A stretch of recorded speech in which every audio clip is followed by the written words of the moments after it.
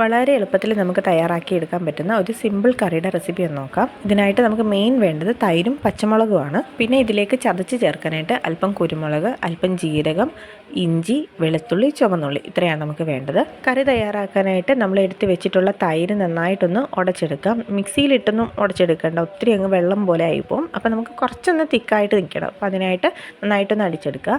ഇനിയും പച്ചമുളക് ഞാനിവിടെ ഒരു 7-8 പച്ചമുളക് എടുത്തിട്ടുണ്ട്. ഇപ്പോൾ പച്ചമുളകിൻ്റെ എരിവ് അനുസരിച്ച് നമ്മുടെ ആവശ്യത്തിനനുസരിച്ച് പച്ചമുളകിന് എണ്ണം കൂട്ടുകയോ കുറയ്ക്കുകയോ ഒക്കെ ചെയ്യാം. പിന്നെ പച്ചമുളക് ഇതുപോലെ നന്നായിട്ടൊന്ന് കീറി, എല്ലാ പച്ചമുളകും ഒന്ന് കീറി വെച്ച് കൊടുക്കുക.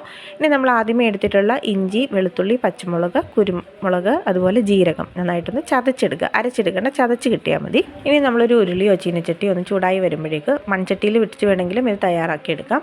ചൂടായി വരുമ്പോഴേക്ക് നമുക്ക് അതിനുള്ളിലേക്ക് ഒരല്പം എണ്ണ ഒഴിച്ചു കൊടുക്കാം. ഇനി അതിലേക്ക് നമുക്ക് കടുക് ആഡ് ചെയ്ത് കൊടുക്കാം.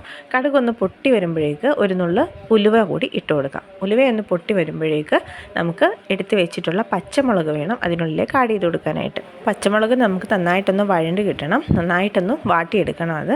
എന്നിട്ട് ഈ വാട്ടിയെടുത്ത് വരുമ്പോഴേക്ക് നമുക്ക് അതിനുള്ളിലേക്ക് നേരത്തെ ചതച്ച് വെച്ചിട്ടുള്ള ആ ഒരു കൂട്ടും കൂടെ ഇട്ട് കൊടുക്കാം. അതിൻ്റെ എല്ലാം പച്ചമണം ഒന്ന് മാറി വരുന്നത് വരെ നമുക്ക് നന്നായിട്ടൊന്ന് വഴറ്റി കൊടുക്കണം.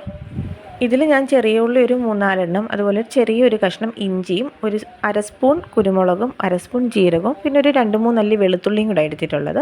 അത് ഓരോരുത്തർ എടുക്കുന്ന ക്വാണ്ടിറ്റി അനുസരിച്ച് വേണമെങ്കിൽ നമുക്ക് കുറച്ചും കൂടെ കുരുമുളകിൻ്റെ എരിയൊക്കെ കൂടുതൽ നിൽക്കണം എന്നുണ്ടെങ്കിൽ നമുക്ക് കുറച്ചും കൂടെ കൂട്ടി കൊടുക്കുക വേണമെങ്കിൽ എടുക്കാം. ഇനി ഇതിലേക്കൊരു 1/4 സ്പൂൺ മഞ്ഞൾപ്പൊടി ആഡ് ചെയ്ത് കൊടുക്കുക. അതുപോലെ നമുക്ക് കായപ്പൊടിയും കൂടെ ഇതിനുള്ളിലേക്ക് ആഡ് ചെയ്ത് കൊടുക്കണം.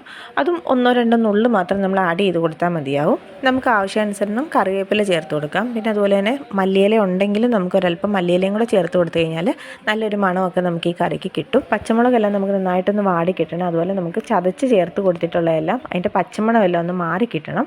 അപ്പോഴേക്കും നമുക്ക് നേരത്തെ എടുത്ത് വെച്ചിട്ടുള്ള തൈരും കൂടി ആഡ് ചെയ്ത് കൊടുക്കാം. ആവശ്യത്തിനുള്ള ഉപ്പും കൂടെ ചേർത്ത് കൊടുക്കുക. എന്നിട്ട് നന്നായിട്ടൊന്ന് മിക്സ് ചെയ്തിട്ട് നമുക്ക് ഫ്ലെയിം ഓഫ് ചെയ്ത് കൊടുക്കാം. അത് തിളയ്ക്കാനായിട്ട് നിൽക്കണം, നന്നായിട്ടൊന്ന് ചൂടായി വന്നാൽ മതി. അപ്പോഴേക്കും നമുക്ക് ഫ്ലെയിം ഓഫ് ചെയ്തെടുക്കാം.